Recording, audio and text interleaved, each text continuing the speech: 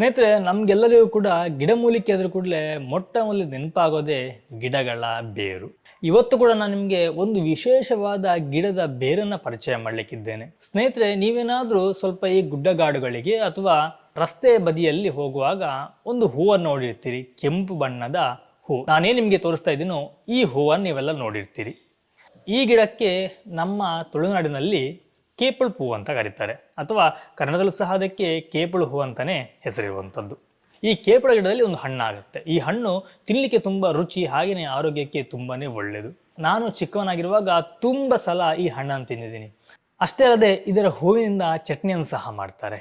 ಸ್ನೇಹಿತರೆ, ಇಲ್ಲೇ ಒಂದು ಕೇಪಳದ ಗಿಡ ಇದೆ. ನಾವು ಈಗ ಇದರ ಬೇರನ್ನು ಅಗಿಬೇಕು.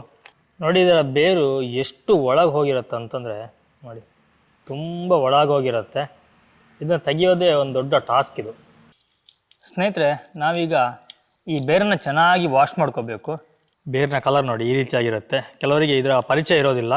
ಈ ಬೇರಿನ ಪರಿಚಯ ಇಲ್ಲದಿದ್ದರೂ ಸರಿಯಾಗಿ ನೋಡ್ಕೊಳ್ಳಿ. ಇವಾಗಲೇ ಹೆಚ್ಚಿನವರಿಗೆ ಈ ಬೆನ್ನೋವಿರುತ್ತೆ, ಹಾಗೆ ಈ ಮೊಣಕಾಲಾಗಲಿ ಅಥವಾ ಮುಂಗೈ ಆಗಲಿ ಗಂಟಿನ ನೋವಿನ ಸಮಸ್ಯೆ ಇರುತ್ತೆ. ಇಂಥ ನೋವನ್ನು ಹೊಂದಿರುವಂಥವರು ಈ ಕಷಾಯವನ್ನು ಕುಡಿಬಹುದು. ಇನ್ನು ಕೆಲವರಿಗೆ ದೇಹ ತುಂಬ ಹೀಟ್ ಆಗುತ್ತೆ, ಬೇಸಿಗೆಯಿಂದ ಆಗಿರಬಹುದು, ಅಥವಾ ಮಾಡುವಂಥ ಕೆಲಸದಿಂದ ಆಗಿರಬಹುದು, ಅಥವಾ ಮಾನಸಿಕ ಒತ್ತಡದಿಂದ ಸಹ ಆಗಿರಬಹುದು. ಬೇರೆ ಬೇರೆ ರೀತಿಯಿಂದ ನಮ್ಮ ದೇಹ ಉಷ್ಣಕ್ಕೆ ಒಳಪಡುತ್ತೆ. ಈ ರೀತಿಯ ಉಷ್ಣ ದೇಹ ಇರುವವರು ಈ ಕಷಾಯವನ್ನು ಕುಡಿಯೋದ್ರಿಂದ ದೇಹ ತುಂಬ ತಂಪಾಗಿರುತ್ತೆ. ಇನ್ನು ಈ ಗರ್ಭಿಣಿಯರಿಗೂ ಸಹ ಈ ಬೇರಿನ ಕಷಾಯ ತುಂಬನೇ ಉಪಯುಕ್ತವಾದಂಥದ್ದು. ಗರ್ಭಿಣಿಯಾಗಿರುವವರು ಈ ಕಷಾಯವನ್ನು ಕುಡಿಯೋದ್ರಿಂದ ದೇಹ ತುಂಬ ತಂಪಿರುತ್ತೆ. ಹಾಗೆಯೇ ಗರ್ಭಿಣಿ ಸಮಯದಲ್ಲಿ ಬರುವಂಥ ಬೆನ್ನೋವಾಗಲಿ ಇದೆಲ್ಲ ಇದರಿಂದ ಕಡಿಮೆ ಆಗುತ್ತೆ. ಹಾಗೆಯೇ ಹೊಟ್ಟೆಯಲ್ಲಿರುವಂತಹ ಮಗುವಿನ ಆರೋಗ್ಯಕ್ಕೂ ತುಂಬನೇ ಒಳ್ಳೆಯದು. ಈ ಕಷಾಯವನ್ನು ತಿಂಗಳಿಗೆ ಒಂದು 2-3 ಸಲ ಕುಡಿಯೋದ್ರಿಂದ ಹೆರಿಗೆಯ ಸಮಯದಲ್ಲಿ ಮಗುವಿನ ದೇಹ ತುಂಬ ಶುಚಿಯಾಗಿರುತ್ತೆ ಅಂತ ಹೇಳಲಾಗುತ್ತೆ. ಇದಿಷ್ಟು ನನಗೆ ಗೊತ್ತಿರುವಂತಹ ನನ್ನ ಹಿರಿಯರಿಂದ ನಾನು ತಿಳ್ಕೊಂಡಂಥ ವಿಷಯಗಳು. ಒಂದು ವೇಳೆ ಇದ್ರ ಬಗ್ಗೆ ನಿಮಗೆ ಹೆಚ್ಚಿನ ಮಾಹಿತಿ ಏನಾದರೂ ಗೊತ್ತಿದೆ ಅಂತಂದರೆ ದಯವಿಟ್ಟು ಕಮೆಂಟ್ ಬಾಕ್ಸಲ್ಲಿ ತಿಳಿಸೋದನ್ನ ಮರಿಬೇಡಿ. ನಮ್ಮ ಅತ್ತೆ ಒಂದು ಕಷಾಯ ಮಾಡಿಕೊಟ್ಟಿದ್ದಾರೆ. ನಾನು ಸಹ ಫಸ್ಟ್ ಟೈಮ್ ಕುಡಿತಿರೋದು. ಇದು ಬೆನ್ನು ನೋವಿಗೆ ಆಗಿರ್ಬೋದು, ಮತ್ತೆ ಮೊಣಕಾಲೆಲ್ಲ ನೋವಿಗೆ, ಮತ್ತೆ ಗರ್ಭಿಣಿಯವರಿಗೆ ತುಂಬಾನೇ ಬೆನಿಫಿಟ್ ಉಂಟಂತೆ ಇದರಲ್ಲಿ.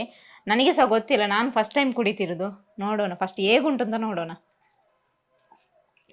ಈ ಗಿಡದ ಬಗ್ಗೆ ಸಂಪೂರ್ಣ ಮಾಹಿತಿಯ ವಿಡಿಯೋವನ್ನು ನಮ್ಮ ಫುಡ್ ಮೀಡಿಯಾ ಯೂಟ್ಯೂಬ್ ಚಾನಲಲ್ಲಿ ಹಾಕಿದ್ದೀನಿ.